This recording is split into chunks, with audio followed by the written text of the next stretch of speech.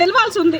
చాలా మంది గొడవ పెట్టుకున్నాడు. న్యాయం చేయాలి. చాలా మంది గొడవ పెట్టుకున్నాడు. ఒకటి విషయం ఏంటంటే అతను అయితే 5 నెలల్లో 6 నెలల్లో ఒక ఇంట్లో ఒక ఆసాం కూడా పనిచేసిండు. ఒక ఆసాం దగ్గర పనిచేసిండు. ఊళ్ళో అని పగలు లేవు, ఏం లేవు. ఒక ఆసాం దగ్గర నేను ఇంటికనే ఉంటా. తెలిసిన విషయం ఒక ఆసాం కూడా పనిచేస్తుండో ఏం చేసిండో మాకే తెలియదు. మేము కూడా మమ్మల్ని ఎన్నో ఇబ్బందులు పెట్టినా మేము కూడా ఒకరు నా పిల్లలు కానీ నేను కానీ నా తరపున బంధువులు కానీ మా సైదులు మా అల్లుడనే మేము భావించున్నాం. మమ్మల్ని ఎంతో ఇబ్బంది పెట్టినాం.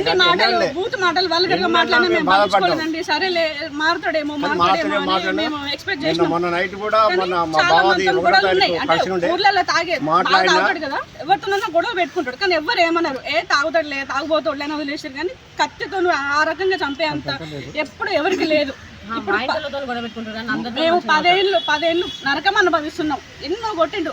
నా అంబులెన్స్ వేసుకొచ్చిండు, మా చెల్లెని కొట్టిండు, మా పెద్ద తమ్ముని చెయ్యర నాన్న అందరినీ కొట్టిండు. ఆయన అన్ని భరించిన అందరికీ తెలుసు. ఊర్లో అంతా ఒక సినిమా లాగా చూసిరు, అందరికీ తెలుసు. కానీ ఏం జరిగిందో తెలియదు.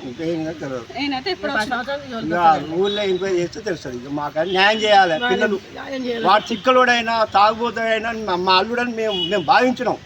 మా అత్త కానీ మా మామ కానీ నా బంధువులు కానీ నా కొడుకులు కానీ నా బిడ్డలు కానీ నా బంధువులు ఎవరైనా సరే అందరినీ సైజులు వంటల సైజులని ప్రేమించడం, అంతా కొట్టినా తిట్టినా ప్రేమించడం. కానీ మమ్మల్ని మాత్రం ఇలా అన్యాయం చేసిపోయిండు. ఎవరో ఆడు పుణ్యం కట్టుకున్నాడు.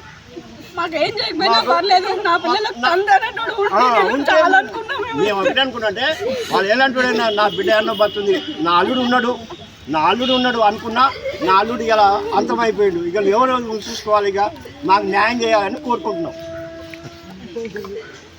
మాది ఇప్పలగూడెం కేటిపల్లి మండలం. నేను ఆయన వంటల సైదులు అనే వ్యక్తి ప్రేమించి పెళ్లి చేసుకున్నాను.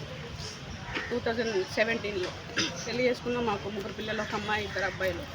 ఆ తర్వాత చాలా గొడవలు. ఆయన టింకర్ బాగా టింక్ చేసేది. చేసుకున్నప్పటి నుంచి రోజు గొడవలు, కొట్లాటలు, అట్లనే 3 పిల్లలు. ఆ తర్వాత ఇంకా నేను ఊళ్ళో జాబ్ చేసుకుంటూ మామూలుగా ఫీల్డ్ అసిస్టెంట్గా చేసుకుంటూ ఉండేదాన్ని. అట్లనే ఇక గొడవలతో పిల్లలతోనే ఒక 6 సంవత్సరాలు కలిసి ఉన్నాం. 6 సంవత్సరాల తర్వాత బాగా ఇష్టం వచ్చినట్టు నన్ను కూడా ఈ అంబులెన్స్లో తీసుకురావడం, గొడవలు, నాన్నని కొట్టడం, అమ్మని కొట్టడం చాలా జరిగినాయి. మర్డర్ అటెంప్ట్ జరిగినాయి. పిల్లల్ని చంపేస్తాని గ్యాస్ లీక్ చేయడం చాలా జరిగినాయి. అయినా భరించుకున్నా సరేలే మారుతాడేమో ఊళ్ళో జాబ్ చేసుకుంటూ ఉన్నా. ఆ తర్వాత 2 ఇయర్స్ ఏటో వెళ్ళిపోయినా సరే నేను అమ్మ ఇంట్లో ఉండి జాబ్ చేసుకుంటున్నా.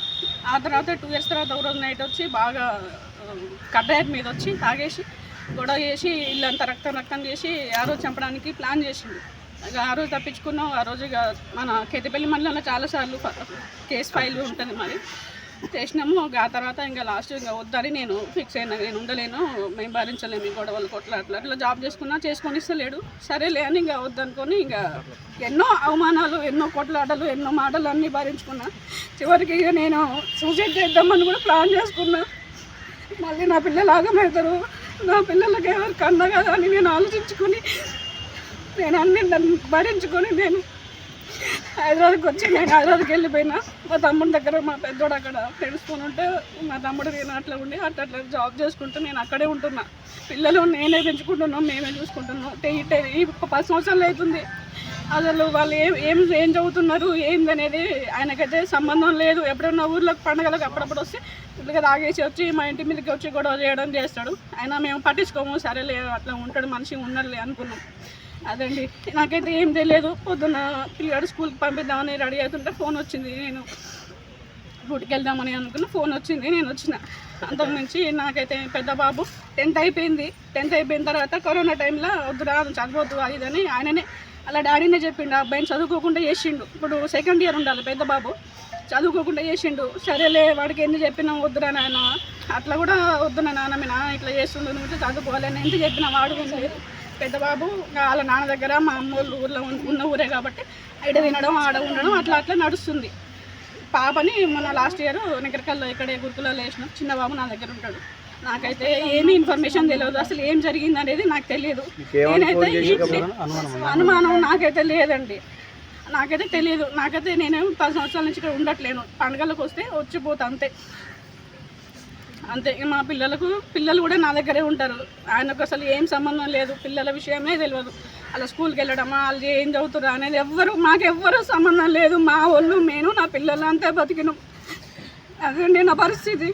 నేనే చేసుకున్న ఈ కర్మ నానే నేను అనుభవి. కేతేపల్లి మండలం ఇప్పలగూడెం గ్రామానికి చెందిన వంటల సైదులు అనే వ్యక్తి అందాజ వయసు 35-36 సంవత్సరాలు ఉంటాయి. అతనికి గత 20 సంవత్సరాల కింద మ్యారేజ్ అయింది. 3 పిల్లలు కూడా ఉన్నారు. అయితే గత 6-7 సంవత్సరాల నుంచి భార్యతో సరిగా డిస్ప్యూట్స్ ఉన్నందువల్ల ఆ భార్య హైదరాబాద్ పోయి ఒక అబ్బాయిని తీసుకొని బతుకుతుంది. ఇతను ఈ సైదుల దగ్గర పెద్ద అబ్బాయి, ఈ సైదులు ఊర్లో ఉంటున్నారు. ఆయన కొద్ది తాగుడు అలవాటు ఉంది. ప్రతిరోజు 8-9 గంటల వరకు తాగి ఇంటికి రాడు. ఎప్పటిలాగే నిన్న కూడా సాయంత్రం బయటికి వెళ్ళాడు తాగడం కోసమని. తిరిగి మళ్ళీ రాలేదు. ఎవరో గుర్తు తెలియని వ్యక్తులు సైదులను చిన్న చాకుతో ముఖం పైన, చెవు మీద, గదవ పైన పొడిచి చంపివేసినారు. ఇటు విషయంలో కేసు నమోదు చేసినాము, ఇన్వెస్టిగేషన్ చేస్తున్నాము. ఎవరు చంపారనేది ఇన్వెస్టిగేషన్లో తేలుతుంది. అది నిందితులను పట్టుకొని తదుపరి చట్టపరంగా చర్య తీసుకుంటాము.